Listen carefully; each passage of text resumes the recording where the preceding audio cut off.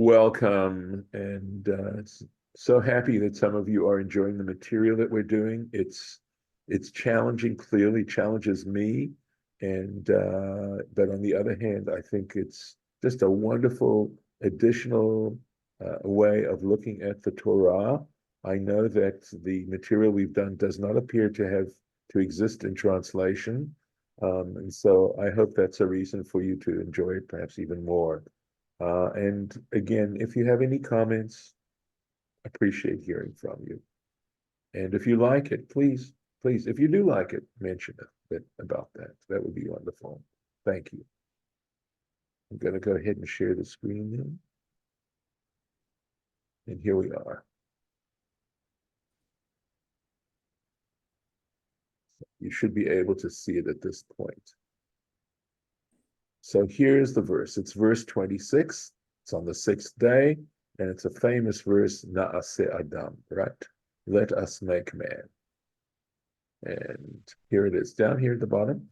Vayomer Elohim, Elohim, God said, Na'ase Adam, let us make man. Note the plural. This is something we've mentioned. B'Tselmenu, in our image. It's not our images, but our image. Otherwise, there'd be a yud between the mem and the nun. Kidmutenu, according to our likeness. Vayirdu v'datayam, and let them govern, let them rule over the fish of the sea, and over of hashamayim, and over the winged fowl, uvahabeima, and the cattle, uvachol haaretz, and over all the earth, uvachol haremis, and all the swarming things that swarm over the earth, right? And the issue here, of course, is we believe in one God, right? We believe in only one ultimate source of all of reality. That's a cardinal principle of Judaism. And here we have that being, that existent one, that creator saying, let us, plural, right? So this is a question, right? It seems to possibly suggest a contradiction. So here's what he has to tell us. Ma'aseh b'Talmai HaMelech. There was an incident, it happened, story told about Ptolemy, the king. Shekines ayin bet zkenim. He brought together 72 elders. V'heichnisan b'ayin bet batim. And he brought them into 72 different houses, right? 72. They were all separated. V'amar la chol echad, and he said to each individual, kitvu li Torat Moshe Rabchem, write for me the Torah of Moses, your master, right? This is the origin, of course, of the Septuagint, the Greek translation of the Torah, not of the Bible, right? I believe it's the entire Bible, the Septuagint. I'm only saying I believe because I'm not absolutely certain, but I'm pretty certain it's the Bible. This Greek version of the Bible, Greek translation. Natan HaKadosh Baruch Hu Eitzah B'Lev Kol Echad. And a miracle took place. That is, that God, HaKadosh Baruch Hu, the Holy One, blessed be He, gave advice into the hearts of each Kol Echad Ve'echad, into each and every one. And every one of them wrote, V'chatvu lo, and they wrote for Ptolemy, right, into Greek, E'eseh Adam, I will make, singular, I will make a man, b'tselem uvidmut, in an image and a likeness. And this is taken from Tractate Megillah in the Talmud, page 9a. So this is part of the miracle of the Septuagint, that the translation that they did this, they all did the same translation. The idea is that you had 72 people who all wrote the same translation for Ptolemy, right? And the Torah Temimah is going to explain what was the point. Why was he doing this? Why didn't he just have one person do it, or maybe 5 people do it? It's a big job, but why 72? Velo kakatuv. And the point is this, that their translation wasn't as it's written in the Hebrew, belashon rabim, right? They did not translate it as a plural. They did not translate it as let us make man. They said, let me make man, right? That's how they translated it. Kadei shelo yomar, right? So that he shouldn't think, or he shouldn't say, it shouldn't be said, shtei rishuyot. There are two ultimate authorities, Hain. That is that the idea here is that there's more than one, that it's polytheism, right? It's just monotheism. And that it would be an umashe be'emet ketiv belashon rabim. But he goes on to say, well, we still have to account for the fact that it is written in the plural, right? The Hebrew's in the plural.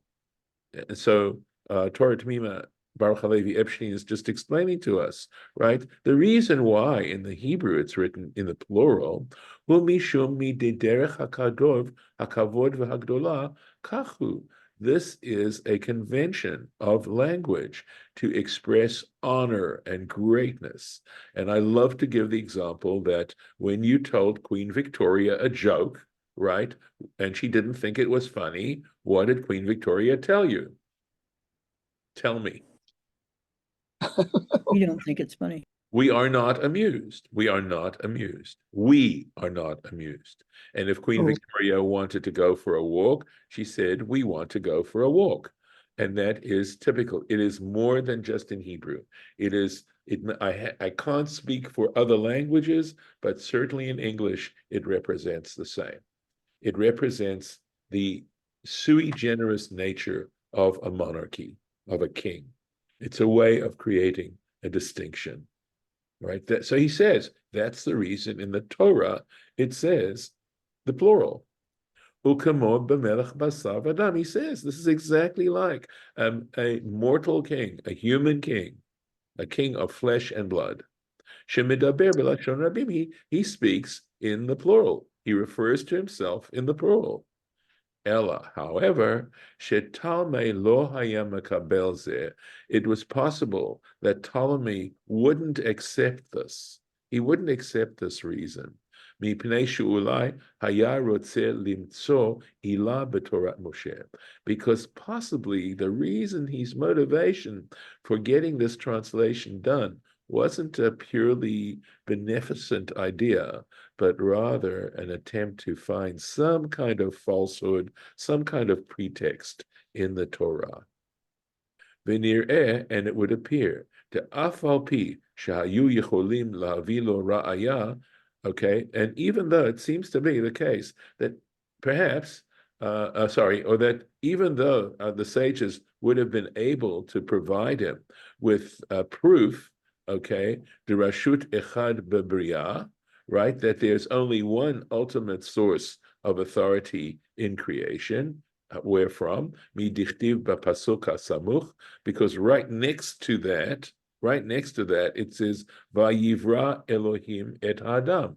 It says Elohim Vayivra, singular verb, right?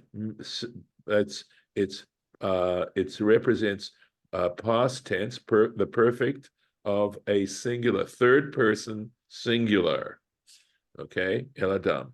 Ukamoshe katuv b'drisha haba'ah, and is actually mentioned in the next explanation. In other words, in the next piece of Torah Temimah that we read, they're going to mention this proof. That nevertheless, lo hayu rotzim lihitvakechu. They didn't want to get into an argument and dispute with him. Keep it simple, right? Harbe. They didn't want to have to argue with him a lot. Ukemoshe katav kahai gavna betamid, and there's a similar, in other words, in Masechet Tamid, page 32a, possibly that's where they say they didn't want to get into these arguments with him. Okay, but with regards to Alexander Mokdon, with regards to Alexander the Macedonian, in other words, Alexander the Great, right? Veziknei HaNegev. This was a discussion that the elders of the South and Alexander the Great had. We actually did this much earlier on. Uyan Sham, it can be, you can check this out, Ulefanenu, and ahead of us, La'el B'Pasuk Aleph, okay, and above. This means not ahead, but on top, in other words, before. We already discussed this in verse 1 of Genesis. Uma shenogea od la'agada zo, and further matters that pertain to this particular agada, this of information, this legend, I suppose we could say, right? Bi'arnu la'el, we already explained this above. The Parshat Bereshit bara Elohim, the pasuk. I'm sorry, the pei here stands for pasuk in the verse Bereshit bara Elohim, right? When God began to create. Ye'uyan sham, you can look it up, v'tzaref lekan, and you can apply it to this place too. So we have more than one case where we see that there's this issue of referring to God in the plural in some sense, and that being defended very early on. This is a very early issue in terms of Bible understanding and Torah understanding. So if we wanted to go back, or if you want to go back, you can go back to early Torah Temimah issues. In fact, possibly the very first one in this series, and there we discuss it. We translate it and discuss it. Onwards. Next, na'ase Adam. Let us make. That's it. Let us make man, etc. Amar Rabbi Yochanan, right? The famous Rabbi Yochanan. We've mentioned him already. You can see he's going to come up a few times. An Amora. He lived after the close of the Mishnah. He lived after the year 200, so he may have lived in the 200s or the 300s, etc., somewhere in there. That was the time when the Torah, when the Talmud was being developed, and the teachers of the Talmud mentioned in the Talmud are known as Amoraim, special term for them. Anyway, Rabbi Yochanan said, "Kol makom shepakru hatzidukim tzudakim shuvatam betzidam." And it's, if you look very carefully, I'll make it a little bigger. Do you see that I put a little asterisk there? And a little asterisk there next to the J. The J stands for the Jastrow Dictionary, page number, and the Jastrow Dictionary has a line going down the middle of the page. The left side is called the A side, the right side is called the B side.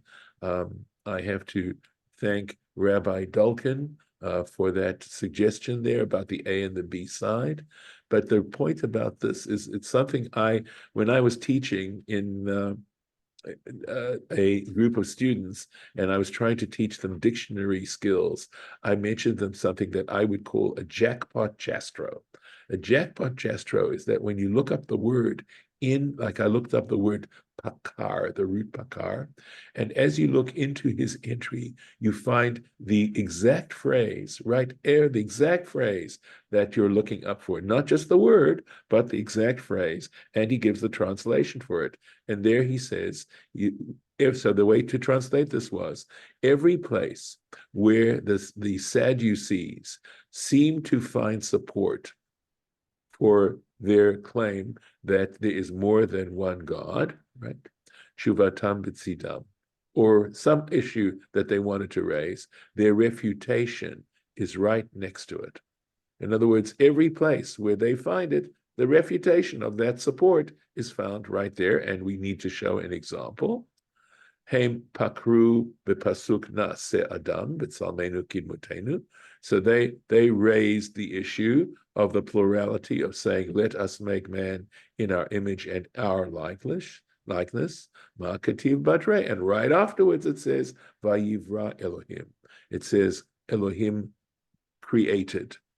Third person, masculine, singular. It's Adam B'Tzalmo. And not only that, it says B'Tzalmo. That's also singular. Otherwise, it would be B'Tzalmav, right? Or Tzalmehem. Yes, question, Harlan? No? Yeah, I was wondering why they thought there was more than one God. Well, again, I'm not sure if well, there are people who believe there are various powers in the world and do not attribute maybe ultimate, that feel that the various forces in the world are in tension with one another and don't believe that there is one supreme existent one to whom we all ultimately need to show loyalty to. because they're our creator and they care about us, and they are the ones who brought us into existence to begin with. So I'm not certain. And honestly, I didn't think the Sadducees, I thought, tended to believe that there wasn't immortality and things like that, that there were other kinds of issues that they raised. So I'm not exactly certain, I have to confess, I'm not entirely certain that this was necessarily the point that they were trying to make, that in fact, that there was more than one ultimate divine being. I might be able to find something elsewhere, but that's the best I can do right now. It's just that, and Tzedukim, right, generally it refers to, and interestingly, ironically, Harlan, and that makes this more difficult for me, is the Tzedukim comes from Tzadok, who was one of the great high priests, that it represented a priestly class, and if possibly they were saying that there wasn't Torah mina shamayim, that they undermined some kind of belief that the Torah came from a divine source, possibly, but again, doesn't seem to fit with their social class. So I have to leave this as an unanswered question for the moment. Okay. Let's see up here. This is his comment. Here we go. Uma dichtiv be'emet b'lashon rabim. He says, he's going over this once again. He says, and in truth, the reason why it's written in the plural, hu mishum dechein hu miderech hakavod v'agdolah. It's the same thing he said before. The reason for the plurality is it's a linguistic way, or a linguistic convention of how one expresses honor and glory and greatness, just as we wrote in the very previous explanation, we just did it. And likewise, when we're referring to the verse 1 and this is footnote 6. Let's see, is anything else here? Yeah, he simply says, Ye'uyan Sham. Check it out there. Go look at it and see. You'll see for yourself. Okay. Let's see if there's anything else. I think we're right now here. So it goes on to say, right? I'll go up here a little bit, right? Just to finish it up. Vayivra Elohim, and here it is, right? Singular. God created et. What did he create? Et ha'adam, the man. B'tzalmo, in his image. B'tzelem Elohim, in the image of God. Bara'oto, he created him.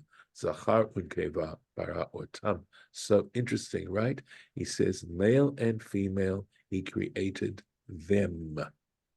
And they're all referred to as Adam.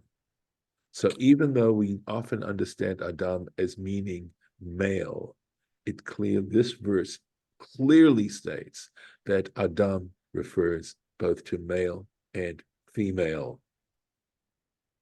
Clear.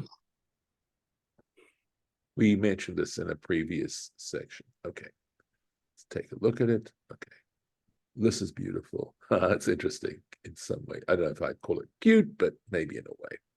In his image. What do we mean by in his image? I mean, the truth is that's sort of very arcane. It's not easy to understand. Melamed. So what is this? It's one of the things it teaches you, Shenivra Adam Harishon Mahu, that first Adam was born circumcised. He was already circumcised. This is not from the Talmud. This is from a midrash called Avot de Rabbi Natan. Right? This is it is extant. It's there. And I don't know if this is Perik Bet, meaning chapter 2 of Avot de Rabbi Natan. There's some very interesting midrashim in Avot de Rabbi Natan. And by the way, I believe something like, so it means like the patriarchs of Rabbi Nathan, basically meaning quotations from sages. I believe this has been translated into English, interestingly enough. Okay, so. My problem is, Rabbi, that the image of God, I think of the image of God. The only thing is, when Moses was on the Mount Sinai, God says, "I'll let you see me, but I'll cross over real fast." And he said, "You can't see my face." Right. But Moses saw his back, so it must be like he was made in our image. I don't know. Okay. I'm So just you're guessing. thinking that this must mean that God has a physical image? Is that the Yes, that's point you're making? thinking. Right. Okay. Yes. So, okay. I will tell you that it isn't necessity.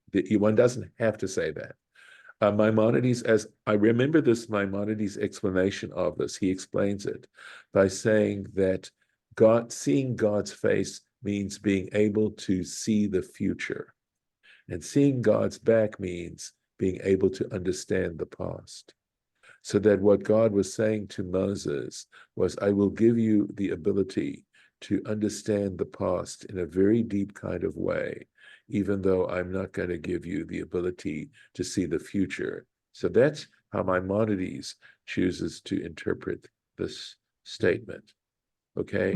Yeah. Again, so much of the Torah, I believe, is stated it's a great and deep metaphor that's talking about spiritual kinds of things, and that when it's talking about human beings being created in the image of God, it means the incredible ability that human beings have to relate to this world on all kinds of levels, and the degree of advances we've made in technology. We haven't made advances, obviously, in human relations, but we've made advances in technology. That would be an example of being created in the divine image, because as far as we're aware, there isn't any other animal form that is capable of such things. Okay. So let's get on to this, though. We've got just a few minutes. This isn't a very long comment here to say, why would they say such a thing? That saying man was made in the image of God meant that he was created circumcised. Yesh lefaresh tam hadrasha. It's possible to explain the meaning, right, the point of this interpretation. De kevan shenivra betzelem hakadosh baruch hu, that since Adam was created in the image of the Holy One, blessed be he, b'vadai lo hayat tzarich od shum tikun. If he was created in that divine image, he was perfect. His image had to be perfect. In other words, literally, I'll translate this for you. There was no need, lo hayat tzarich od, there was no need for any further improvement, any further perfection. Leikare tamim, in order to be called tamim, perfect, to be called perfect. V'amru b'nedarim, and they say in the tractate Nedarim, page 32a, ad shenimol Avraham, there it says, until Abraham was circumcised, lo haya nikra tamim, he was not referred to as perfect. Umikevan she'adam harishon shehaya tamim bevriato, and since the very first Adam, right, the very first man who was perfect in his creation, mevu'ar, because he was in the image of the divine image, mevu'ar behechreach, you're forced to explain shenolad mahu, that he was born circumcised.